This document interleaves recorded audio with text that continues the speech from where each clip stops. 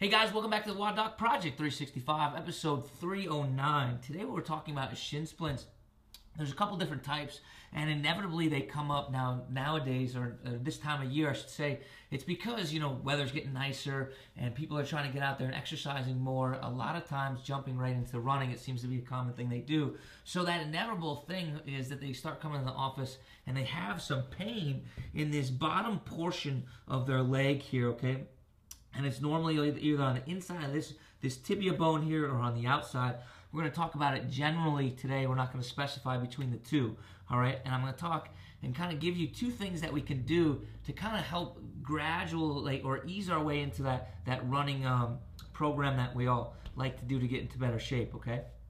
Now, first and foremost, we want to be able to treat those tissues as they get tight and spasm with that acclimation of new exercise, right? We haven't used them all winter long, so now we have to be able to treat these areas. What we're going to do is we're going to get ourselves a peanut or a mobility type device, and we're going to roll all the way up here, okay? We're going to take care of this outer portion on the outside of the tibia. So the tibia is that shin bone that runs down.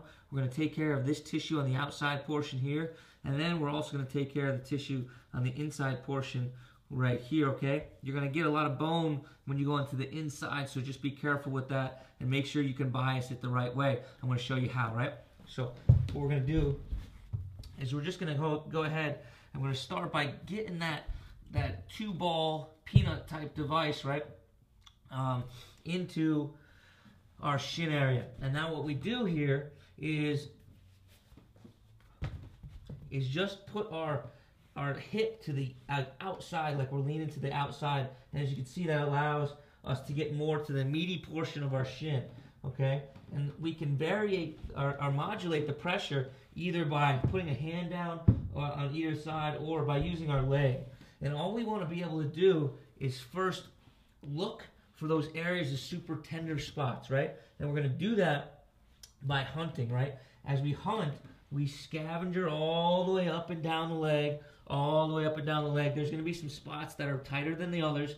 Okay, when we get to one of those spots, we're going to turn 10s into 5s, okay? We're going to come up and down, above and below, inside and out for a minimum of 2 minutes, but until that 10 turns into a 5. Now, when we want to go ahead and bias the inside, all we're going to do is turn our foot to the outside like that, and that allows us to bias the inside. Now, when we do this, it's going to be much more of a leg movement, okay? And we're going to come in like this, but we're able to bias the inside, okay? Now, this could be accomplished the same way by coming down onto our butt.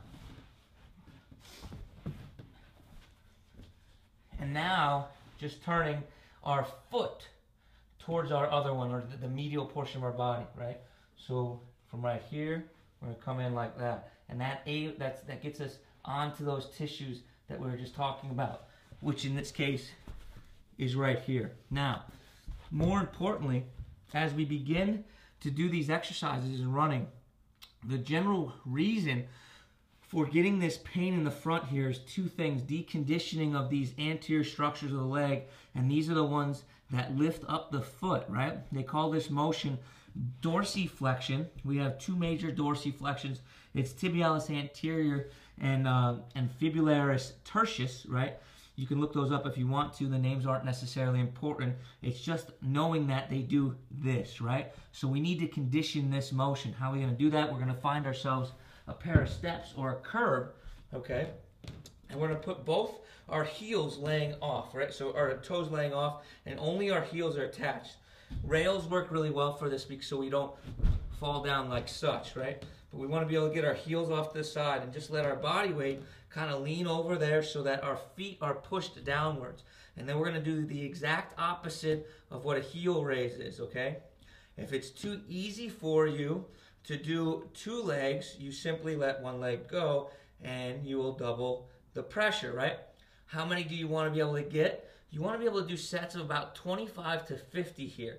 That's what we're trying to do, because this isn't a big, strong muscle. This is an endurance muscle. And when we're running, we are lifting up our foot thousands of times throughout the course of our jogging. So that's what happens. These little suckers, they get burnt out. They're not huge muscles, not like our calves are in the back. So we need to condition these for the amount of stress that's going to happen throughout our running, throughout our running endeavors throughout the summer, okay? So we condition these, we will reduce the likelihood of them getting overstressed and fatigued, leading into those shin splints as they go, okay?